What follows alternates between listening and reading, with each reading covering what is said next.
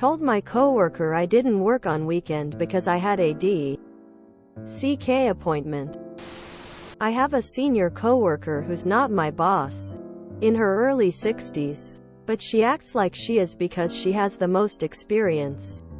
This is a salaried position, and she loves to work on weekends. She spends so much hours working and wants everyone to work like how she does even when there's no urgent deadlines. She kept giving my two other coworkers, we are all young and less experienced, assignments to practice on weekends so we could be more knowledgeable in our field. I did them for 2 weekends and stopped because they weren't expected to be done. She got mad because I stopped doing and asked me in a serious face as to why I stopped taking her seriously and doing my assignments. I told I had plans, and she kept interrogating me even when I said it was personal. I told her that I had scheduled to have S3X with my FWB and asked her if she wanted to know where it was at because LA is spread out and he lived kind of far. I told her she could come watch. Then she told me it was too much information. I told her to stop acting like my boss. She finally stopped talking to me. Then she went to my boss saying that I was inappropriate to share such personal information. My boss called and I told him that she kept asking me what I was doing when I already told her it was a personal appointment, so I had to tell the truth. My boss was like, okay. One of my favorite lines for nosy coworkers. I am running out of ways to politely tell you, no. If they don't get that hint, then go into detail about your sexy weekend plans.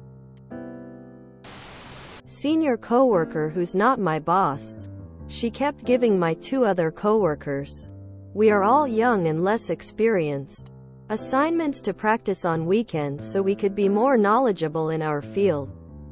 Not your boss. Don't do anything she says. Do your job. Tell her that you are doing your job. Tell her she's not your boss. That's pretty hilarious. Karens gone be Karens. If she didn't want to know, she should not have kept pushing.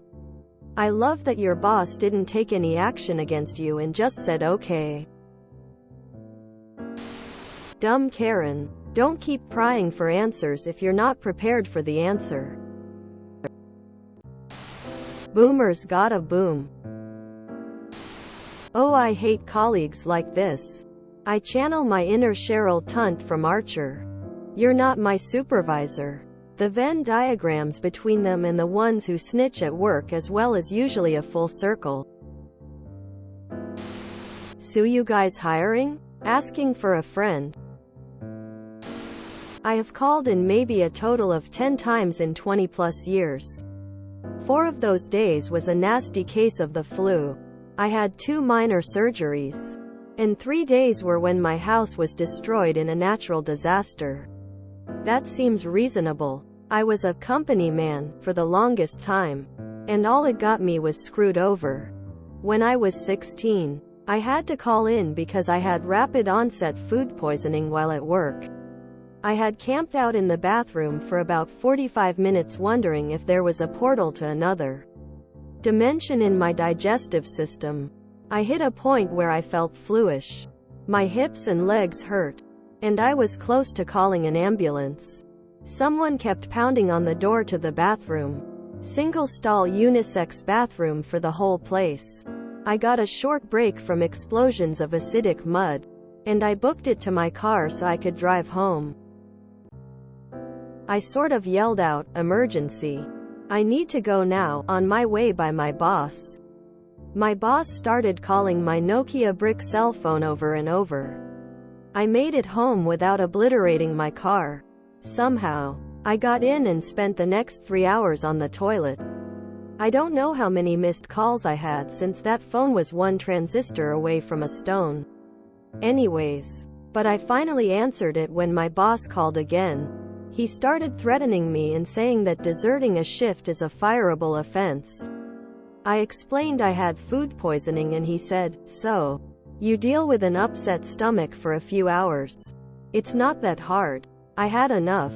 I went into full gory and disgusting detail about how much I threw up, what the chunks resembled, and the number of gallons I felt like I blasted into that poor toilet in the bathroom. I said I'd be happy to come back to finish the last 2 hours of my shift, but I'd need a mop and 2 buckets. Phone went silent. Okay, see you Thursday. Tell her to start acting her wage.